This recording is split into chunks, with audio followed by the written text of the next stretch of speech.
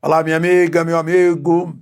A semana está terminando e é hora de ler para você o artigo semanal que sai em 38 jornais.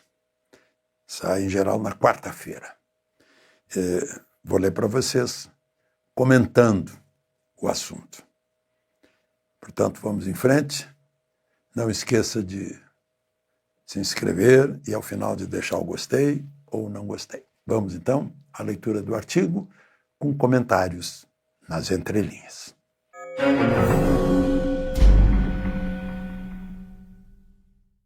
O título é A Crise. Claro que você sabe de que se trata, né? Esse país está envolvido em crise de tudo que é jeito, né? E agora ainda pode vir crise econômica, com o governo gastando mais do que arrecada, e vai gastar cada vez mais, com a tarifa, né? Que pega só os produtos exportados para os Estados Unidos. Mas a coisa cresce porque o governo usa isso para justificar o maior desequilíbrio fiscal, que provoca maior custo da moeda, portanto mais juro, né? E que provoca desvalorização da moeda também, né? Com desequilíbrio das contas públicas, que faz com que o governo fique tentado a aumentar qualquer coisa que possa cobrar da gente, né? Então vamos lá.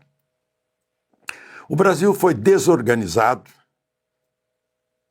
e precisou de uma gota de Magnitsky, pingada do norte, para acordar alguns que dormiam em berço esplêndido, como a OAB, a Ordem dos Advogados do Brasil, e parlamentares, e até alguns do Supremo, para perceber que desandávamos por uma rampa escorregadia em direção a profundezas muito perigosas.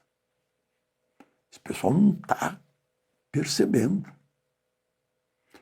Agora, em Porto Alegre, conversei com o brilhante deputado Luiz Felipe de Orleans e Bragança, né, e ouvi dele as preocupações que são aquelas que eu já falei aqui, dando exemplo do que aconteceu na França. Que o rei pensava que era só uma revolta, era só uma crise, e acabou dando a revolução que levou à guilhotina. Luís XVI, né?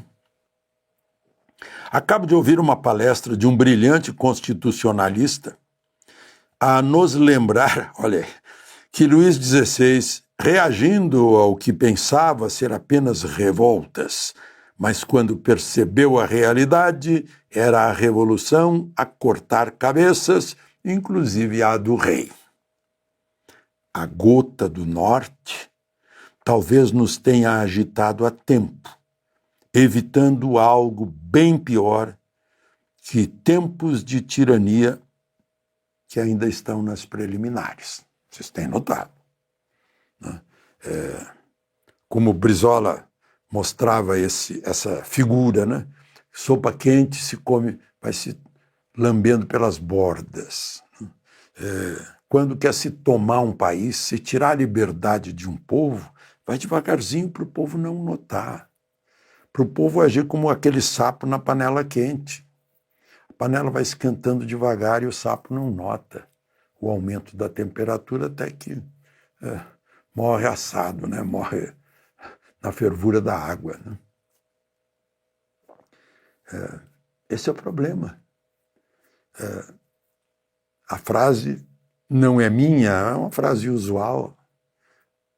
O preço da liberdade é a eterna vigilância. Lá nos meus tempos de jovem, era o almirante Penaboto que dizia isso. Mas acho que ele tomou isso, eu não sei se foi de Thomas Jefferson, foi um desses próceres da nação americana. Fácil perceber que na base de tudo está o desrespeito à Constituição, dentro da qual há ordem, devido processo legal, democracia, respeito uns aos outros, separação de poderes, vedação à censura, livre expressão, juiz natural, ampla defesa, inviolabilidade de mandatos e, sobretudo, no geral, limites para o Estado, para que a nação possa ser livre e progredir. O Estado está a serviço da nação. O Estado não existe para atrapalhar a nação.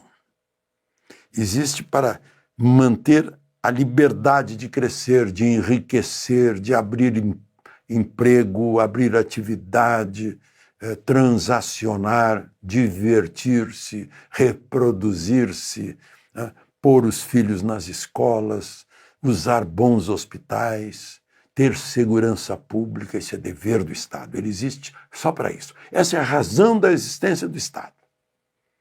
E aplicar a justiça sempre que houver contendas que demandem a justiça, né, ou punições que demandem afastar, segregar as pessoas que tenham demonstrado que são perigosas à sociedade. Né.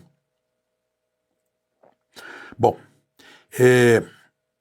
fora da Constituição é selvageria e tirania. Vence a força, e não o direito, e não a justiça, fora da Constituição. E a tirania é a força, e não o direito, e não a justiça. A tirania é o arbítrio. Um juiz pode ser o árbitro, mas ele não pode aplicar o arbítrio. Ele tem que aplicar a lei, a regra. Não? Bom, o desrespeito à Constituição só se sustentou nesses anos, atenção, pela omissão da mídia, que vergonha, e a passividade da cidadania e do parlamento, que é o fiscal das leis também, não é só o Ministério Público. O parlamento é o fiscal, porque está lá representando o poder supremo, que é o povo.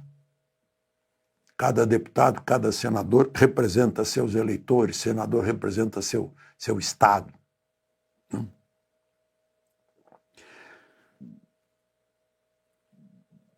E se instalou ante o perjúrio é aquele que não cumpre o juramento, dos que se comprometeram solene e publicamente guardar e defender a lei maior.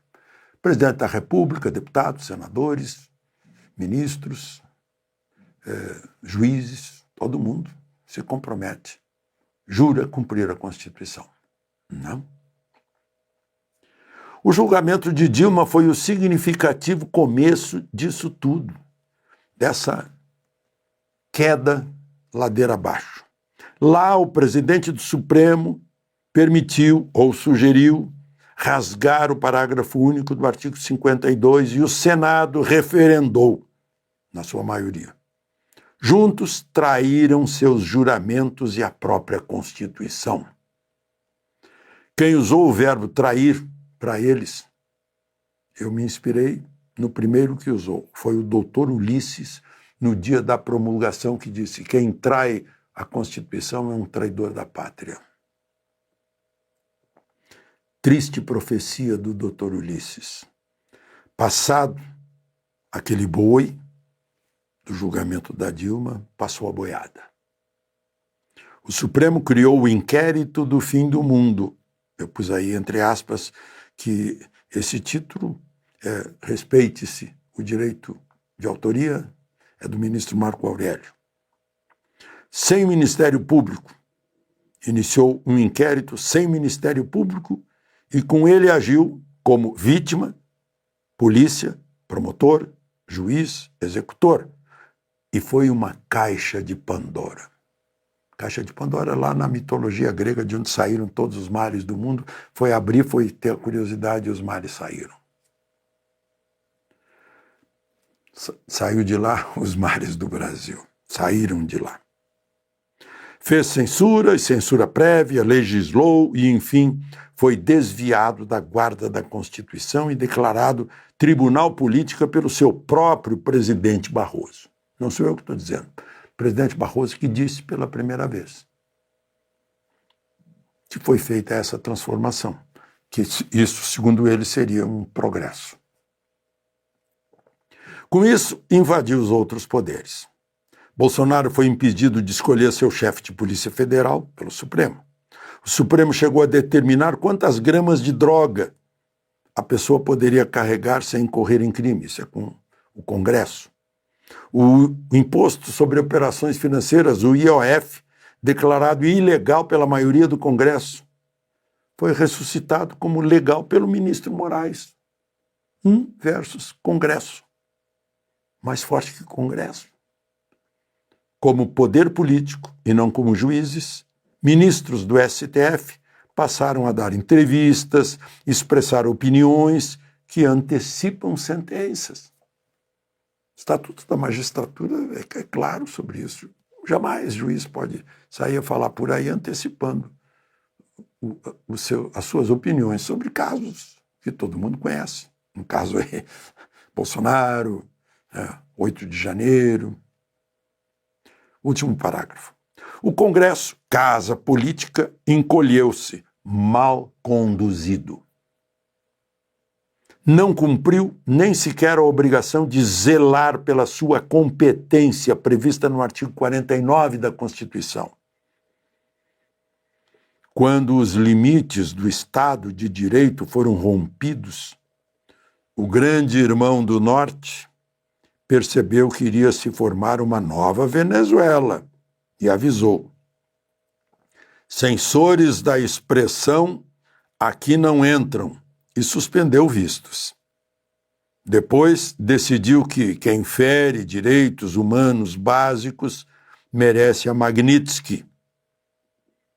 Nem todos estão entendendo a magnitude. O Davi do Senado não parece disposto a discutir o impedimento do Golias. O amanhã é imprevisível. O Brasil já cruzou o Rubicão do império da lei e afunda nas areias movediças da outra margem, a do império do arbítrio, onde estão se perdendo segurança política, econômica, jurídica e direitos individuais básicos. De Brasília, Alexandre Garcia.